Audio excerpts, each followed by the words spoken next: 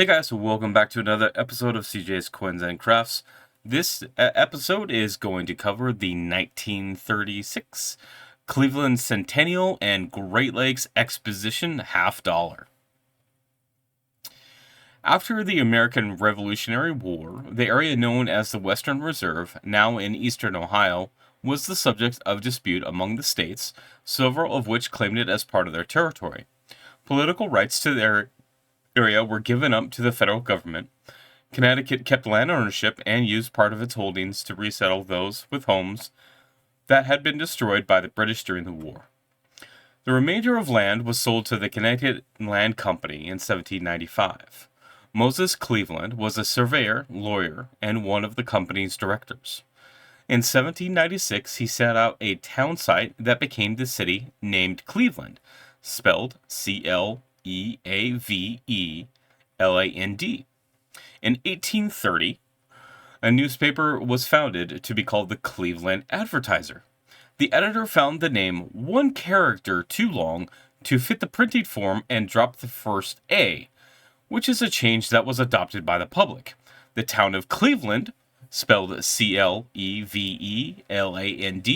became the city in 1836.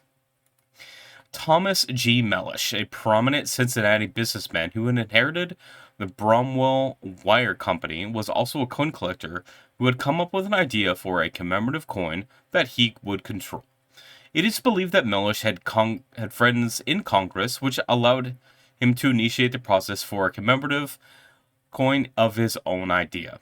A bill for a Cleveland Centennial half dollar was introduced into the Senate by Ohio's Robert J. Bulkley on March 23, 1936. The bill was to honor both the 100th anniversary of Cleveland's incorporation as a city and the Great Lakes Exposition to be held there in 1936. The original bill provided for 50,000 pieces, which could be purchased from the U.S. Bureau of the Mint at any time and could be struck by all three mints in operation at the time, which included Philadelphia, Denver, and San Francisco. The bill was reported to the House by the committee chairman Alva B. Adams of Colorado on March 26th, drastically amended. Adams had held hearings on other commemorative coins on March 11, 1936, and had separately been told of the abuses as issuers sought to get collectors to buy their coins.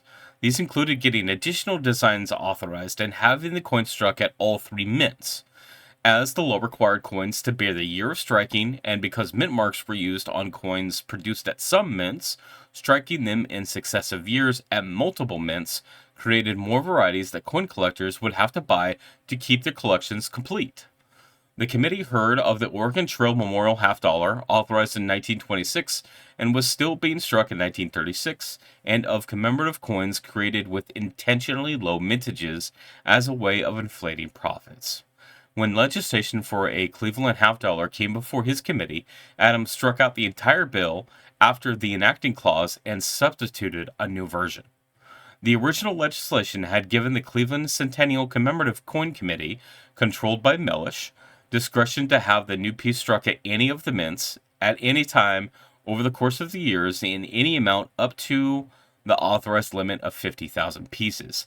Adams' new text kept the total limit, but set a minimum of 25,000 that had to be issued, with an amendment requiring that all the coins be of a single design, be struck at a single mint, that was to be selected by the director of the mint, and it provided that all the coins be dated 1936, even if struck later, and that the Cleveland Committee could purchase no less than 5,000 coins at a time.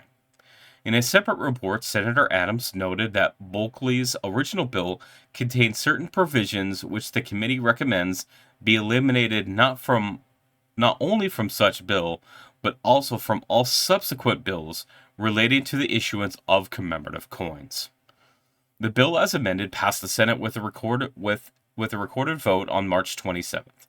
The House of Representatives received the bill on April 1st and referred it to the Committee on Coinage, Weights, and Measures.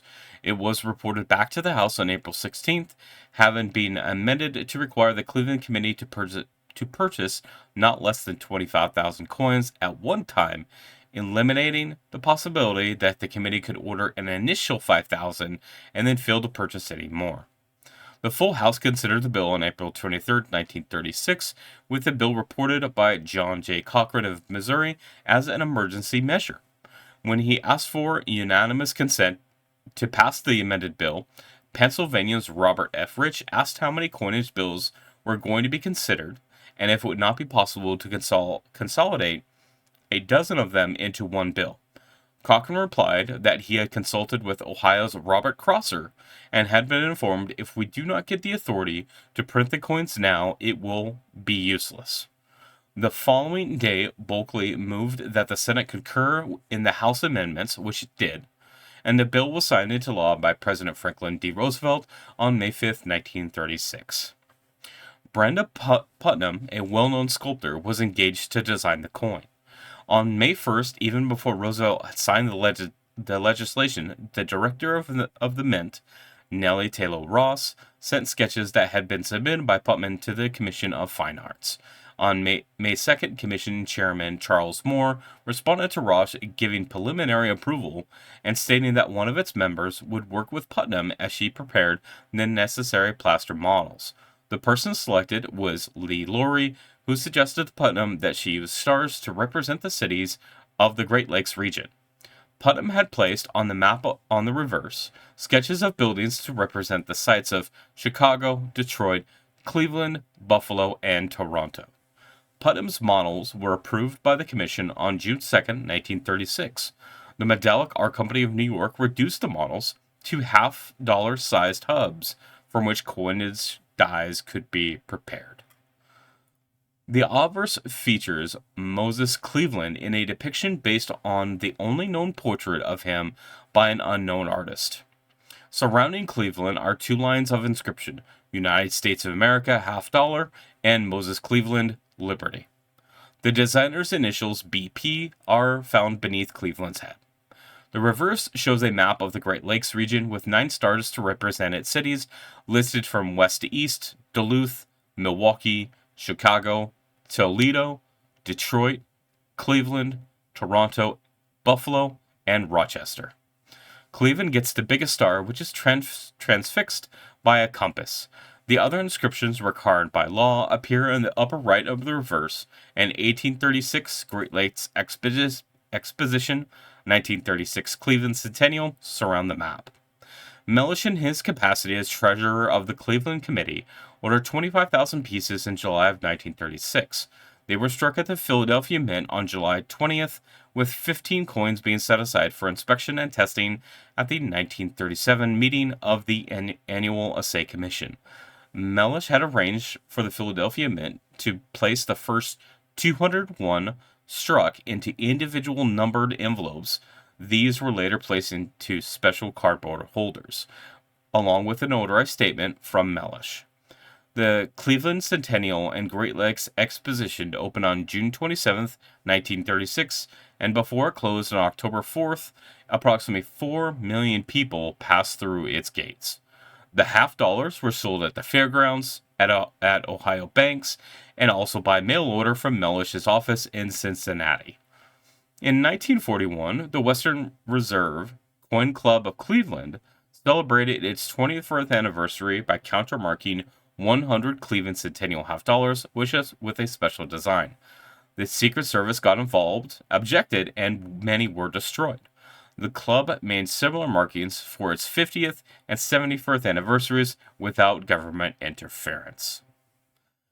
I want to thank you guys for watching this video. This was a really neat history looking into the 1936 Cleveland Centennial half and Great Lakes Exposition. If you guys like this content, please hit the like button. Check to see if you are subscribed. If you are not, please do. And then hit the bell after you guys are subscribed to be notified when I upload new videos, which is almost every week. So thanks again for watching. We'll see you guys on the next one.